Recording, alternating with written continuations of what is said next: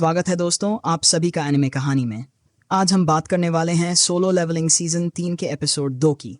जैसा कि पिछले एपिसोड में हमने देखा था कि जिनू एक नए डंजन के अंदर जाता है जो बाहर से तो नॉर्मल लगता है, बट जैसे ही वो अंदर जाता है वो पूरा का पूरा रेड गेट बन जाता है। वहाँ पर जितने भी मॉन्स्टर्स उससे लड़ने आते हैं जिनू उन सबको शैडो आर्मी से ख़त्म कर देता है। इस एपिसोड की शुरुआत होती है एक ऐसे इंसान से जो डंजन के अंदर पहले से मौजूद होता है। वो किसी को देखकर हैरान रह जाता है और पूछता है, आखिर तुम हो कौन? जवाब में वो बंदा कहता है, क्या मैं फिर से यहाँ आ गया? उस ब्रिलियंट लाइट की फ्रैगमेंट यहीं से आ रही थी। इसी बीच वहाँ कोई और भी आता है और इन तीनों के बीच बातचीत शुरू हो जाती है। जो शख्स पहले से वहाँ था वो इनकी बातों को सुन तो रहा होता है, लेकिन उसे कुछ समझ नहीं आता। ये लोग पास में खड़े होकर उस जगह के बारे में बात कर रहे होते हैं जो ईस्ट में है, और वहीं पर मोनार्क ऑफ शैडोज रहता है। इन्हीं बातचीतों के दौरान वहाँ एक और शख्स आता है।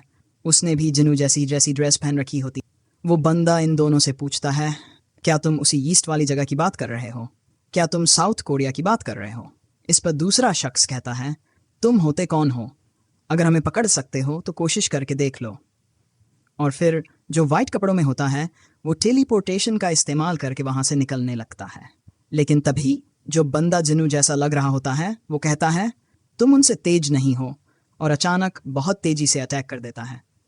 इसके बाद दोनों के बीच जबरदस्त फाइट शुरू होती है और एक बड़ा धमाका होता है। इसी धमाके के साथ सीन कट हो जाता है।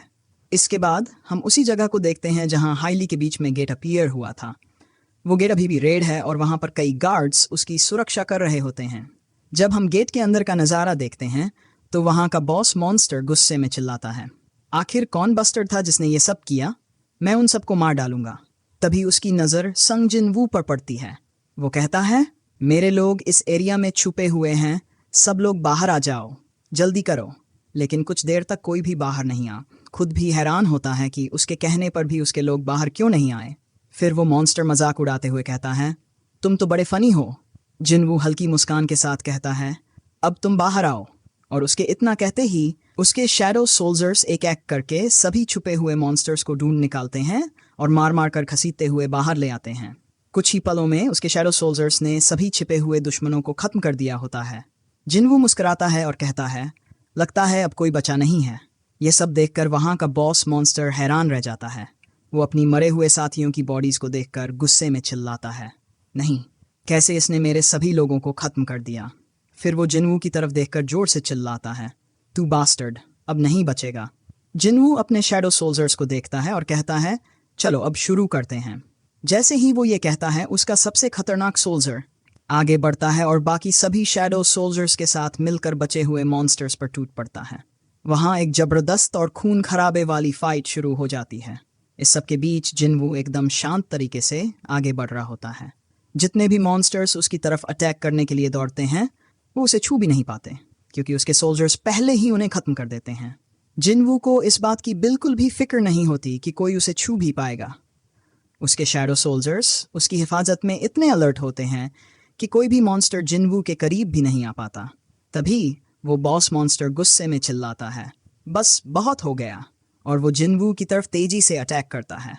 लेकिन इससे पहले कि वो जिनवू तक पहुंच पाए और बाकी सारे शैडो सोल्जर्स उस पर टूट पड़ते हैं, वो उसे इतनी बुरी तरह घायल कर देते हैं कि वो अब बस अपने आखिरी लम्हों में होता है। जिनवू उसके पास आता है और कहता है, अब सुनो, मेरे कुछ सवाल हैं।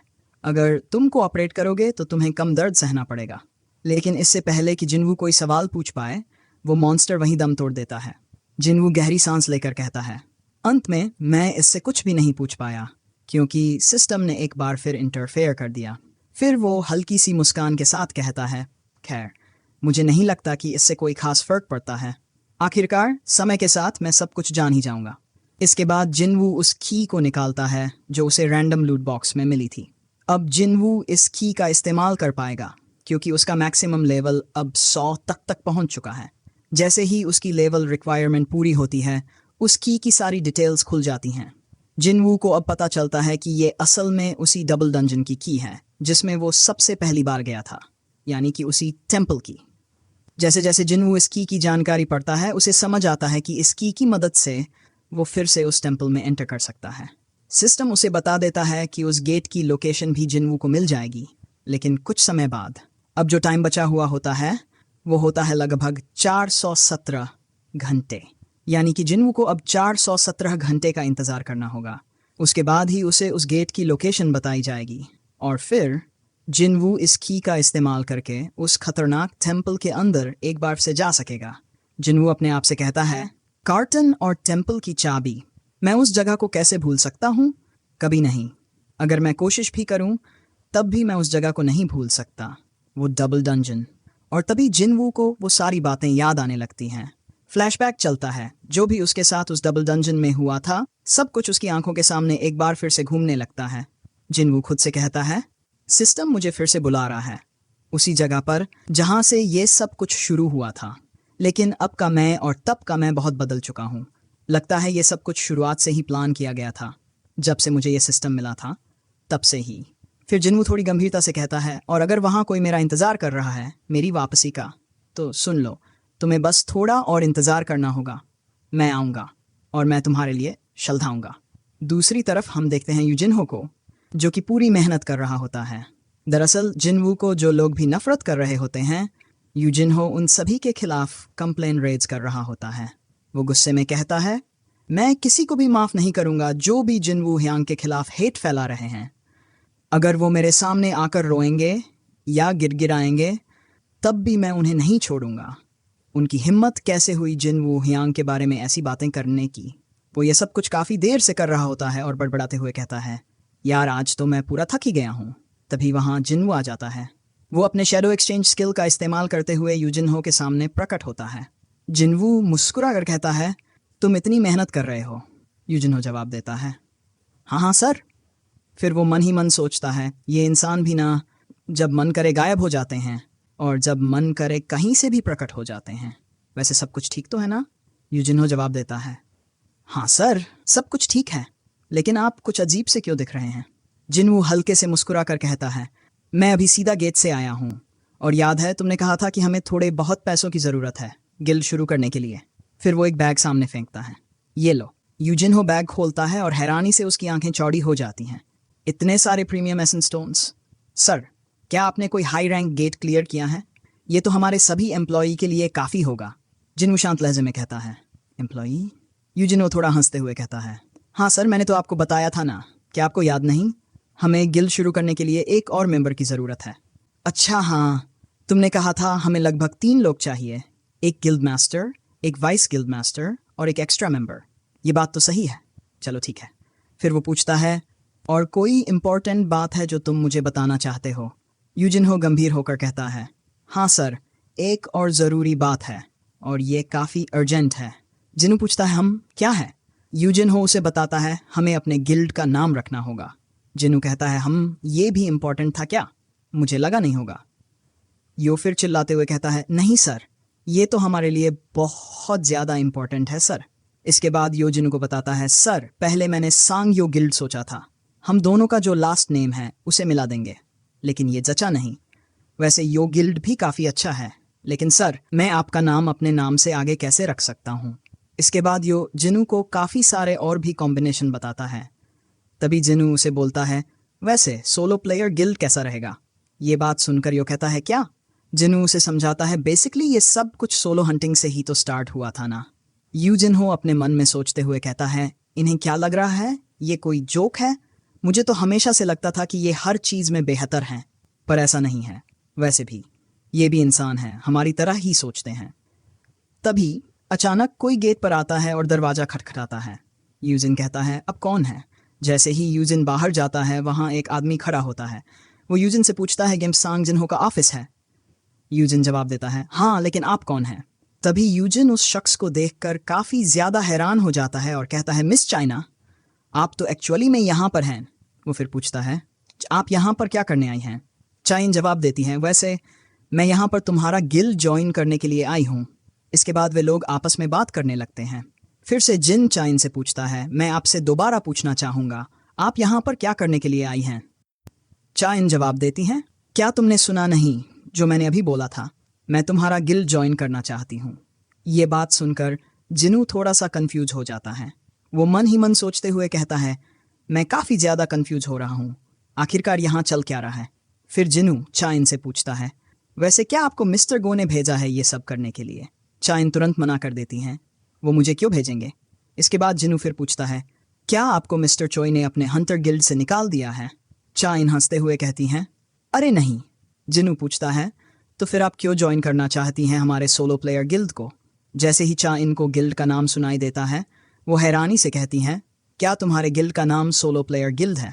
जिनू कहता है, हाँ। क्यों, इस नाम में कोई प्रॉब्लम है क्या? वाइफ गिल्ड मास्टर और हम दोनों ने मिलकर इस नाम को सहमति दी है। तभी योजिन जिनू को जोर से चिल्लाते हुए कहता है, seriously sir, solo player guild? और मैंने इस नाम को हाँ कह दिया। वैसे भी मेरा ओपिनियन आपके लिए कोई मैटर भी करता है? अब ये बात सुनकर जिनू भी काफ़ी ज़्यादा हैरान हो जाता है और कहता है, अब ये क्या बोल रहा है?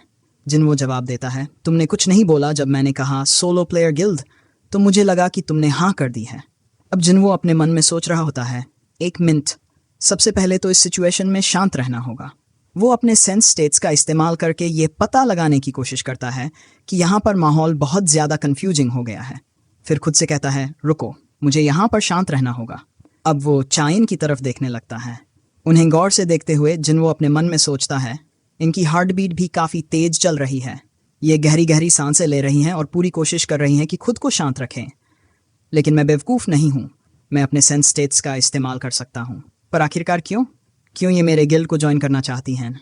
इसके बाद जिनवो चाइन से कहता है, चाइन, जहाँ तक मैं जानता हूँ आपको एक हंटर बने हुए अभी 2 साल भी नहीं हुए हैं, और मैं इतना तो कंफर्म हूँ कि आपने हंटर गिल्ड के साथ कोई कॉन्ट्रैक्ट ज़रूर साइन किया होगा, और वो कॉन्ट्रैक्ट अभी तक ख़त्म भी नहीं हुआ होगा। इस पर चाइन जिनवो को बताती हैं, मेरे पास इतने पैसे हैं कि अगर मुझे कॉन्ट्रैक्ट तोड़ने पर कोई पेनल्टी भी देनी पड़े तो मैं वो पेनल्टी आराम से पे कर सकती हूँ। अब जिनवो अपने मन में सोचते हुए कहता है, ये पेनल्टी तक भरने को तैयार है। आखिरकार मेरे गिल्ड में ऐसी क्या बात है?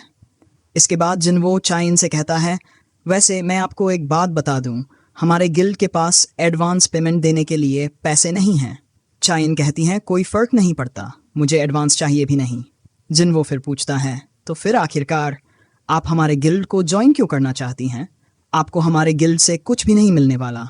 चाइन अपने मन में सोचते हुए कहती हैं, आखिरकार मैं इसे कैसे एक्सप्लेन करूं? इसको तो लगेगा कि मैं क्रेजी हूं, शायद मुझे इसे सच नहीं बताना चाहिए, या फिर थोड़ा बहुत तो बताना चाहिए। अब चाइन अपने मन में सोच रही होती है, ये सब कुछ शुरू हुआ था पहली बार जब मैं और जिनवो मिले थे।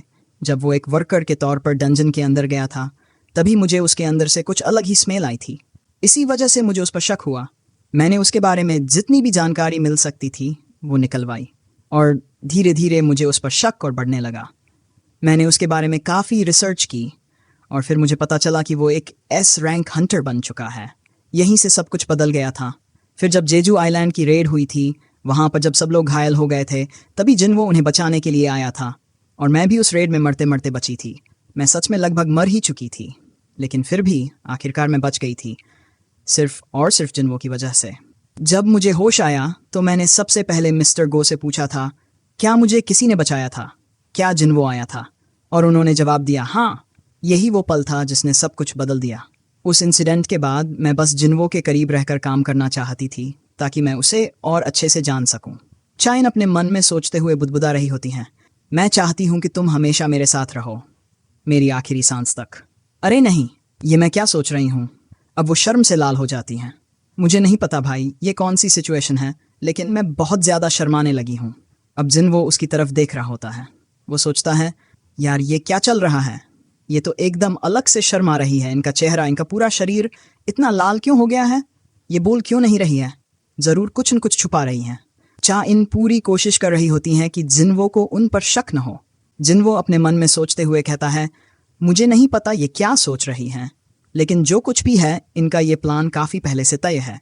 फिर जिनवो चाइन से कहता है, क्या आप मेरे सवाल का जवाब नहीं देना चाहती? चाइन धीरे से कहती हैं, मैं एक कंफर्टेबल लाइफ जीना चाहती हूँ। क्या ये गलत है? जिनवो जवाब देता है, नहीं, बिल्कुल नहीं। उसी वक्त यूजिन जिनवू के करीब आता है और कान में फुसफुसाकर कहता है, अरे सर, लगता है हंटर गिल्ड वाले इनसे काफ़ी ज़्यादा काम करवा रहे हैं। ये सुनकर जिनवू भी मन में सोचने लगता है, वैसे हाँ यार, मिस चाइन अभी 22 या 23 साल की होंगी और इतनी कम उम्र में F रैंक से हंटर बन गई। उन पर काफ़ी बर्डन आ गया होगा। ऊपर से हाल ही में जेजू आइलैंड रेड में ये काफ़ी बुरी तरह घायल भी हो गई थी। मुझे इनके लिए सच में बुरा लग रहा है। इसके बाद जिनवू मिस चाइन से कहता है, असल में हमारी गिल्ड को ज्वाइन करने के लिए आपको एक एंट्रेंस टेस्ट देना होगा। मिस चाइन चौंक कर कहती हैं, क्या? लेकिन रिक्रूटमेंट पोस्ट में तो ऐसा कुछ भी नहीं लिखा था। यूजिन योजन की तरफ देखकर कहता है, वो दरअसल हमारी नई रेगुलेशन है। लगता है हमारे वाइस गिल्ड मास्टर से कोई मिस्टेक हो गई है।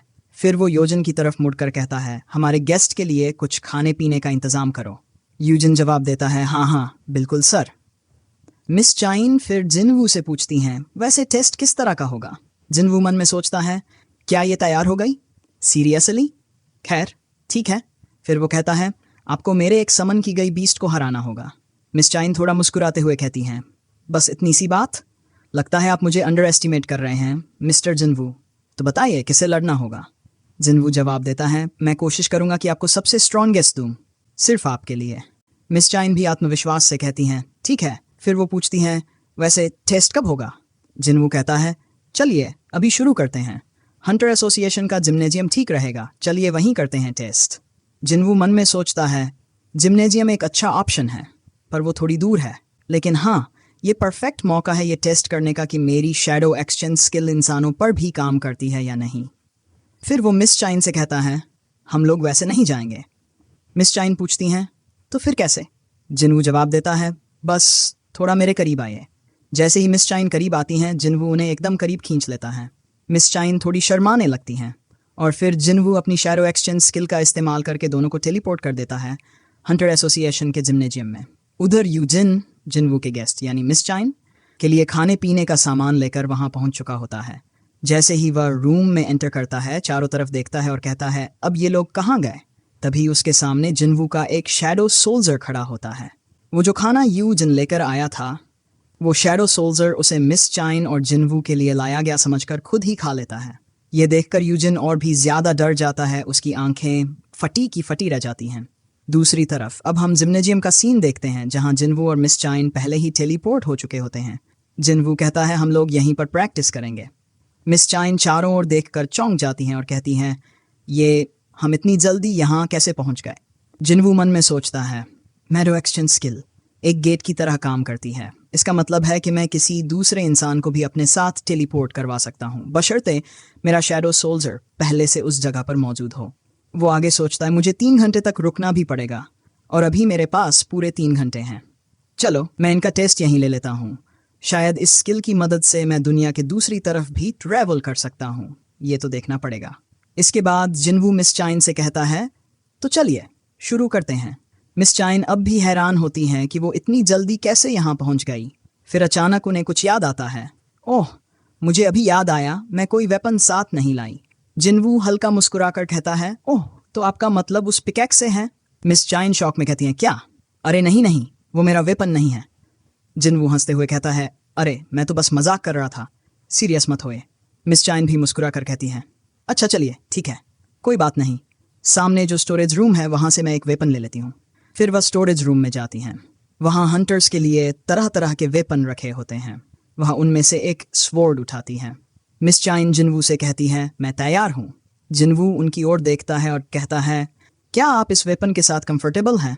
मुझे नहीं लगता कि आपको इसे इस्तेमाल करने का मौका भी मिलेगा। मिस चाइन आत्मविश्वास से कहती है, इससे कोई फर्क नहीं पड़ता कि मैं कौन सा वेपन इस्तेमाल करती हूँ। आखिरकार मैजिक बीस्ट को कोई फर्क नहीं पड़ता कि आप फुली प्रिपेयर हैं या नहीं, वो तो हमला कर ही देंगे। जिनवू मन में सोचता है, बिल्कुल सही, इनकी इच्छा शक्ति ने यह साबित कर दिया है कि इनमें काबिलियत है, लेकिन फिर भी मैं एक ऑर्डिनरी शैडो सोल्जर को ही समन करूंगा, ठीक है। फिर वो कहता है, तो चलिए मैं इग्रीस को समन करता हूँ। इसके बाद जिनवू इग्रीस को समन कर लेता है। जिनवू मिस चाइन से कहता है, ये है मेरा सबसे बेस्ट स्वॉर्डमैन, मेरी शैडो सोल्जर आर्मी का मिस्टर एज। मिस चाइन थोड़ी गंभीर होकर पूछती हैं, वैसे हम लोग विनर किसे मानेंगे? डिसाइड कैसे होगा? जिनवू जवाब देता है, फाइट तब तक चलेगी जब तक कि आप मेरे समन किए गए बीस्ट को पूरी तरह से डिस्ट्रॉय नहीं कर देती या फिर आप खुद सरेंडर न कर दें। जिनवू मन ही मन सोचता है, वैसे मैंने इनसे कहा है कि ये मेरा सबसे स्ट्रॉन्गेस्ट सोल्जर है, लेकिन अगर मैं ब्रिजो को समन कर देता तो इनके लिए बहुत ही मुश्किल हो जाता। खैर मुझे लगता है अब टेस्ट शुरू कर देना चाहिए। फिर जिनवू कहता है, चलो शुरू करते हैं। मिस चाइन सिर हिलाकर रेडी हो जाती हैं। जिनवू आगे कहता है, क्या आप थोड़ी देर के लिए उधर मुड़ सकती हैं? जैसे ही मिस चाइन पीठ घुमाती हैं, जिनवू अपनी इन्वेंट्री से एक स्वॉर्ड निकालता है और एक ग्रीस को देता है। ये लो, इसका इस्तेमाल करना। इसके बाद वो मिस चाइन की तरफ देखता है और कहता है, अब टेस्ट शुरू करते हैं। मिस चाइन अपनी पोजीशन लेती हैं। कुछ सेकंड बाद इग्रीस और मिस चाइन के बीच भयंकर फाइट शुरू हो जाती है। जिनवू अपने मन में सोचने लगता है, ये तो मेरी उम्मीद से भी ज्यादा तेज है। अगर कोई ऑर्डिनरी इंसान होता तो अब तक मारा गया होता। अगर इग्रीस ने अपनी पूरी ताकत दिखा दी। अब सीन शिफ्ट होता है हंटर एसोसिएशन के अंदर। हम देखते हैं मिस्टर गो जो अपनी फाइल्स के साथ काम कर रहे होते हैं। तभी उन्हें कुछ अजीब सी आवाज़ सुनाई देती है। वो अपनी खिड़की से झांकते हैं और देखते हैं कि जिम्नेजियम की लाइट जल रही है।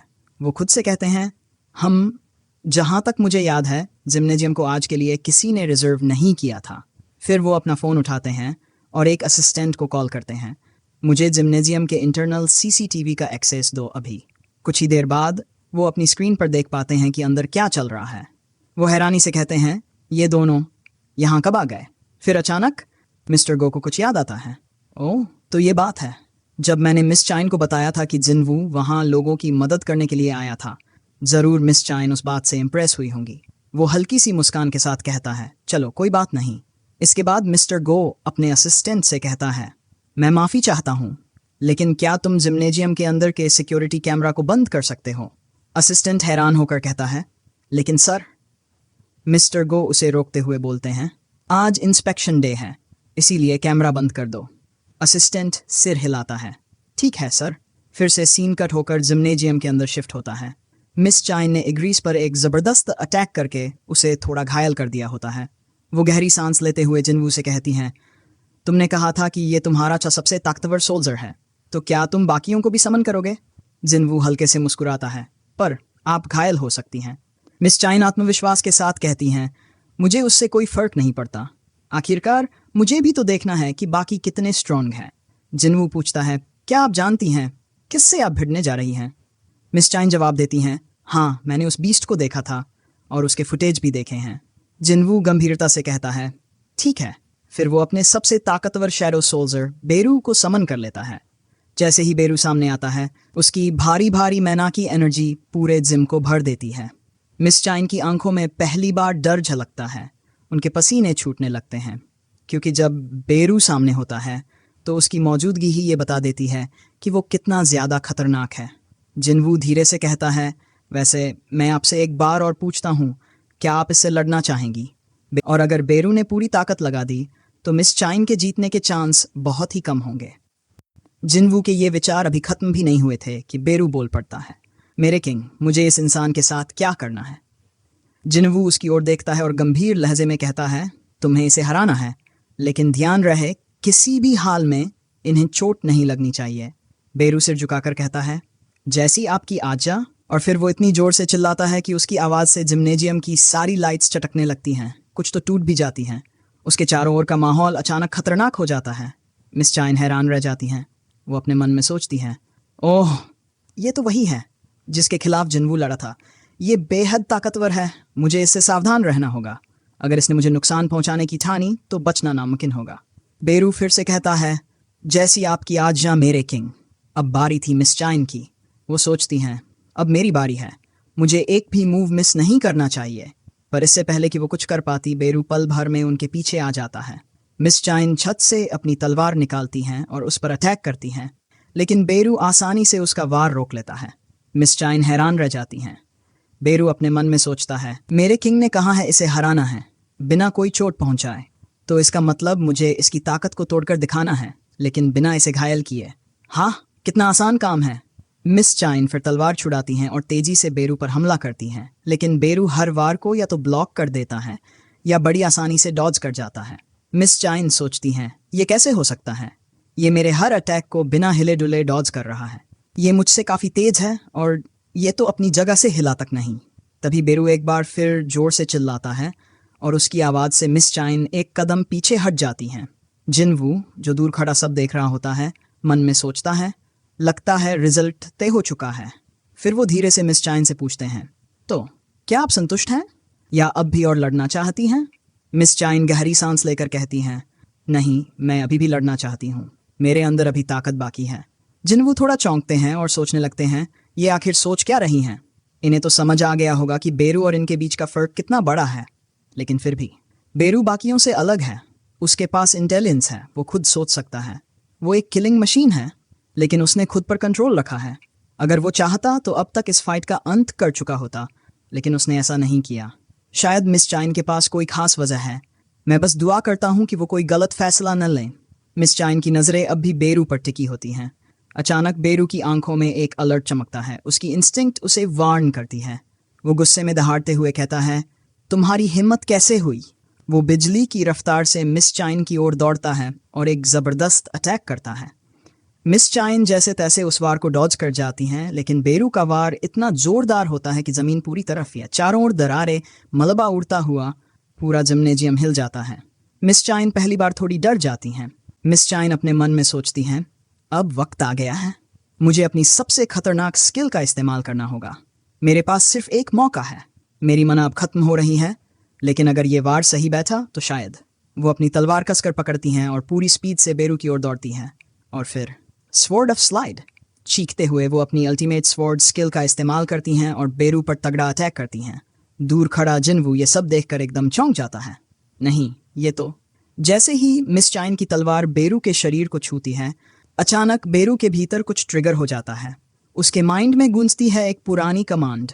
वो कमांड जो उसके किंग ने नहीं बल्कि उसकी क्वीन यानी उस बीइंग ने दी थी जिसने उसे जन्म दिया था। तुम्हें कोई नहीं रोक सकता, तुम सबसे ताकतवर हो, अपने दुश्मनों को खत्म कर दो, और ये लड़की तुम्हारी दुश्मन है। ये कमांड जैसे ही एक्टिवेट होती है, बेरू एकदम बदल जाता है।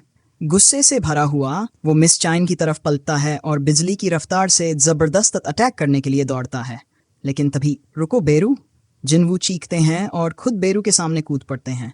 वो बेरू के वार को अपने हाथों से रोक लेते हैं। मैंने कहा था कोई चोट नहीं आनी चाहिए। बेरू का अटैक रुक जाता है और वो थोड़ी दूर जाकर सिर झुका लेता है। मेरे किंग, मुझे माफ़ कर दीजिए। बेरू की आवाज़ में पछतावा साफ झलक रहा होता है। जिन्वू थोड़ा नरम पड़ते हैं और मिस चाइन की तरफ देखते हुए पूछते हैं, क्या आप ठीक हैं? मिस चाइन धीरे से जवाब देती हैं, हाँ, मैं ठीक हूँ। जिन्वू गहरी सांस लेकर कहते हैं, आपने खुद को इतना ज़्यादा क्यों पुश किया? आपको ये सब करने की ज़रूरत नहीं थी। ये तो बस एक टेस्ट था, हमारी गिल्ड का एक साधारण सा एंट्रेंस टेस्ट। आप जैसी ताकतवर हंटर को अपनी जान की बाजी नहीं लगानी चाहिए थी। मिस चाइन कुछ नहीं कहती, चुपचाप खड़ी रहती हैं। जिन्वू थोड़ा असहज होते हुए कहते हैं, अरे कुछ तो कहिए, बताइए क्या सोच रही हैं आप? थोड़ा रुककर वो खुद ही बोल पड़ते हैं, क्या आप मुझ में इंटरेस्टेड हैं? मिस चाइन अभी भी कुछ नहीं कहती। जिन्वू खुद ही अपने सवाल पर शक करने लगते हैं। ओह, शायद मुझे ऐसा नहीं कहना चाहिए था। लेकिन तभी मिस चाइन हल्के से मुस्कुराती हैं और धीरे से कहती हैं, हाँ, मुझे भी ऐसा लगता है। और वो शर्माते हुए नजरें झुका लेती हैं।